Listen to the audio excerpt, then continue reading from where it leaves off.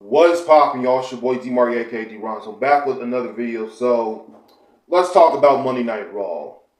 Now let me start off with this. As much I give a lot of crap and a lot of brutalizing hate on Triple H's creative, I will say at least this Raw for the last couple of weeks it has been, or even that was a month at this point. I mean, it has been somewhat good. I mean, the shows are still not perfect, but and overall the show is okay. Now with SmackDown has not even been the best show this year. It really hasn't. Honestly, with Raw, it has literally been like a little bit watchable, I will say, but SmackDown has just been the most unwatchable show that anybody could watch. But with this past Monday, Roman was on the show, and Roman and Seth are doing their contract signing for their Summerslam match. And plus, Otis and Maxine and Pri are doing this storyline of where Otis have a crush on Maxine Dupree. Well, Maxine Dupree goes by as Maxine, but not Dupree now. But I do like a little bit of that what they was doing, and plus Obafemi and Brock Lesnar. You know that's not really the best build of what they did this past Monday, where they have these fucking fake ass police officers that's from Dallas that I can already tell that some of these guys that's dressed like police officers was not actually police officers. They were just dressed up like police officers just for the segment. But anyways, I'm gonna go through the show.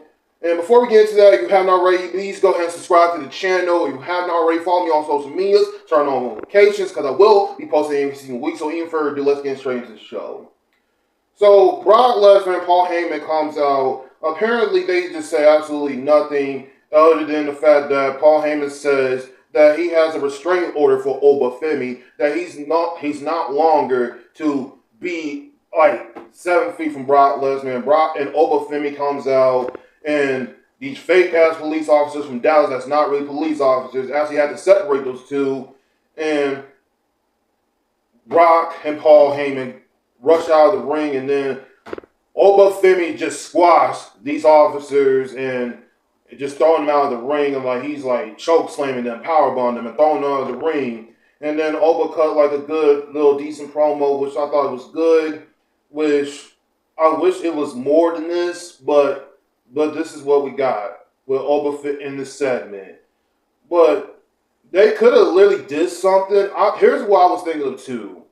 They could have did something where Obafemi and Brock Lesnar was just like brawling throughout the entire show from the start, from the middle until like the end of the show. That's where that could have made like the build up with both of them could have made for SummerSlam a lot more better in my opinion. I feel like that's what they should have done. They should have brawled inside the ring and have the WWE officials coming out and breaking them up, and somewhere out of nowhere that Oba is doing an interview and Brock comes out of nowhere and starts brawling, and then towards like the end of the show, that's where they should have did. And that's just my opinion. I feel like that's something what they should have done to make the match a bit better for SummerSlam. But anyways, that's just my thoughts. So the first match, Io Sky ended up defeating Roxanne Perez, and Roxanne Perez ended up losing, which I don't understand what they're doing with Roxanne Perez, and she's supposed to be the prodigy.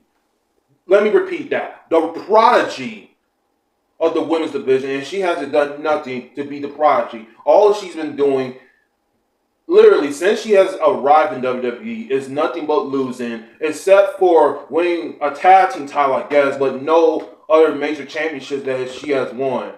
And here's my thing I will say. I honestly do not know why the Judgment Day is still a faction. We've got Liv, Roxanne Perez, and Raquel Rodriguez, JD McDonough, and Dominic. I don't even know if Dominic is still a part of Judgment Day or not, but if he is, somebody let me know. Everybody just needs to just be separated and just do their own things, because this group is just dead.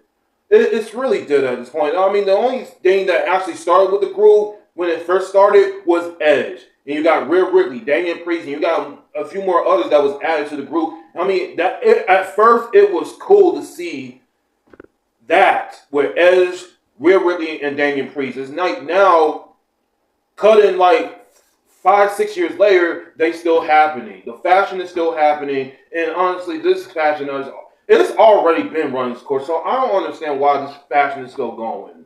But anyways, whatever. Io Sky ended up defeating Roxanne Perez that I don't really care about. But Roxanne Perez is supposed to be the prodigy. How can she be the prodigy of the women's division and she's doing nothing but losing? How is she supposed to be that and she's over here losing damn near every week? Whatever. What happens now? So this match I didn't really too much care about. So Royce Keys, I don't really know who won this match. This match only lasted 2 minutes, so I don't really care who won here. And LA Knight, well, Jacob comes in and ended in a no contest with Royce Keys and Jimmy Uso, and he just starts beating them down. And Jacob comes out and starts beating both of them, Royce Keys and Jimmy Uso. And then LA Knight, well, Solo comes out and wanted to rejoin the Bloodline family. I mean, he got his one of like he was about to rejoin the family, but he hit the Samoan spike on Jimmy, and that's when LA Knight comes out. And so the match is happening. But before I get to that, so the match has been official with LA Knight, Royce Keys, and Solo Sikoa will be facing the Usos, Jimmy and Jay, and Jacob Fatu. So, oh my God. I don't even understand why they're even doing this match. This match should just be left off the card. LA Knight, as much as I keep on talking about LA Knight, I don't know why they're having him continuing with this bloodline stuff. First, it was the Vision. And now it's him associated with the bloodline. It's been happening since when he was on SmackDown, and now it's doing the exact same thing. LA Knight needs a story. He should not be involved with the bloodline or involved with the Vision. I don't know why they cannot do the right thing with LA Knight.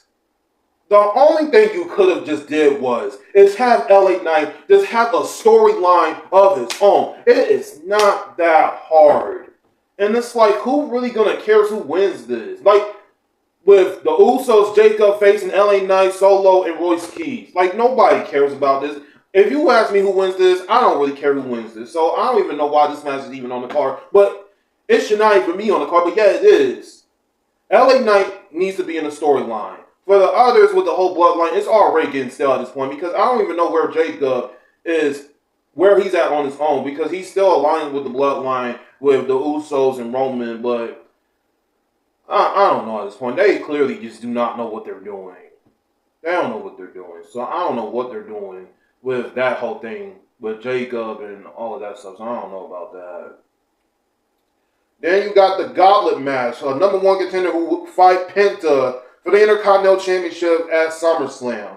And I will say this was somewhat of a good TV match with Javon Evans and Dragon Lee. I thought that was like the better matches I like on the show, especially with Chad Gable winning this whole gauntlet, which he's in his hometown in Minneapolis because he's from there, and he's going to be challenging Penta for the Intercontinental Championship. So I could already tell that they're going to have Chad Gable winning because it is in his hometown, and this is going to be his first title match that he's ever getting. So, of course, it's going to be a good moment for him, and I do hope he wins his first Intercontinental title.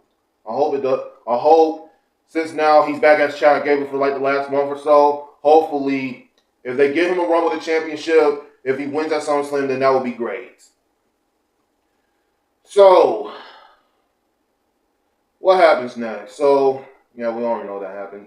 So, the contract signing with Roman Reigns and Seth Rollins. And honestly, I will say that this segment, with this contract signing, at least, I mean, it's not as good of what Seth Rollins cut last week, but all the things that Roman said was so less said that Roman literally told Seth that he's always going to be number 2, and Roman is always going to be number 1.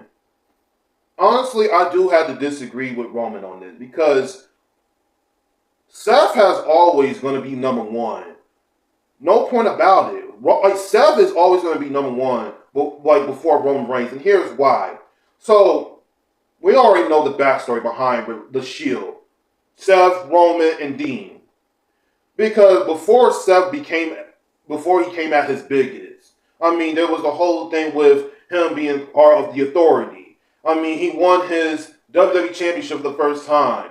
I mean, he cashed in the Money in the Briefcase at WrestleMania for the first time. And before he became big, after Seth was actually become a achievable superstar, Roman was doing some big things as well back in 2020. And you got to have to ask yourself, I mean, he was doing a lot of things with making his character a lot watchable. I mean, people was watching SmackDown literally because of how WWE and how they booked Roman Reigns in the Bloodline storyline. I mean, if you ask me, Seth was always going to be number one before Roman was. I mean, let's just keep that stat right there. But what's happened in this promo when Seth said that? Well, let me see what he says here. I'm trying to figure out what he said here. So Seth was after he signed the contract, and then Roman told Seth that he was not done. And it's like, who told you you can just leave? No, I'm still talking to you. We still got some things that we need to talk about. And Roman is talking about all this stuff of how he was. Well, let me find what he says here. So Roman literally just says that he literally got up out of his chair and he was just kind of mocking Seth. He was kind of like angering Seth more and more. And that's when Seth just started beating down Seth. And then he was about to do a curse stomp, but Roman got up and do a Superman punch. And Seth ended up doing a pedigree on Roman, and then Seth did a curse stomp. And that's how the show ended. So I am looking forward to their match. I know the match is going to be fired with everything that's going on in the past history, but yet it's like the same old stuff with, it's mostly like talking about their back history, how this person was number one or how this person was number two. I would have wished that they would actually bring some real heat to actually make the build to SummerSlam as good. The same way what I said earlier about Brock and Obafemi. That's what they should have done with both settings of either build. It's having with Roman and Seth just start brawling, start from the end of the show.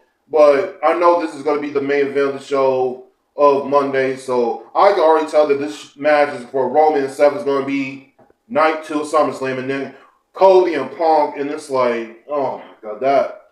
I was going to do SmackDown last week, but I watched it, but I decided not to make a video on it. So that match with Cody and Punk, that's going to be the match for night 1 eventually. But despite how SummerSlam is, and SummerSlam and Saturday Night Main Event, and speaking of Saturday Night Main Event, I don't even want to talk about this, but honestly, tomorrow is Saturday Night Main Event, and I don't want to watch it, but the card itself is just bad. The card is just bad. Like, who asked for Danhausen and versus JD McDonough? Who asked this tag team match? They randomly announced this now, like last week. CM Punk and Cody Rhodes will be facing Gunther and Sami Zayn, which this is so fucking random. And then what makes no sense about this, that how can you put two people in a tag team match together, even just like 3-4 weeks ago, they just had a match for the WWE Championship. So that already alone don't make no sense of why Gunther and Sami is tag teaming just to fight CM Punk and Cody Rhodes. And that's just most likely is in this match with Cody and Punk, it's already the match is going to happen at SummerSlam anyway. So what's the point of even doing this match for? And I also forgot about this too. Bayley and La Valkyria. So honestly, I like how I will give credit for WWE. At least they changed a little bit in La Valkyria's character, because she was kind of like looking like to be Nikki Cross, which she was when Nikki Cross was herself as her character, what she was before. But nobody in the crowd really did not really care as much. Like, they were like half bored for this segment, and honestly, I watched the segment, I was kind of like the same, like, nobody's not buying this, and like, nobody really cares about La Valkyria with this new character that she has. I will say, WWE, I will give credit for her that she has a character now, but at the same time that nobody really cares about what your women have to say. So the match is happening for Bayley and Lara. Is going to be tomorrow at Saturday Night Main Event. Which, with that show, I don't even know if I'm going to watch it because Roman's going to be at the show. I'm not going to really care too much about most of these matches because they're so predictable and just so randomly just been announced. Like, I don't really too much care about some of these matches, which I might do a review for Saturday Night Main Event. Hopefully I do, but at the same time I don't. But I'll keep you guys updated on that. But yeah, this is it for my Raw review. Y'all let me know what your thoughts about Raw. Follow me on social medias down below. I'll be back with another video, y'all. Peace. This is my moment to shine. This is my time of flight. I've been grinding forever just for this very night. I've been pushing for many moments like this. This time is undervalued and no one ever could.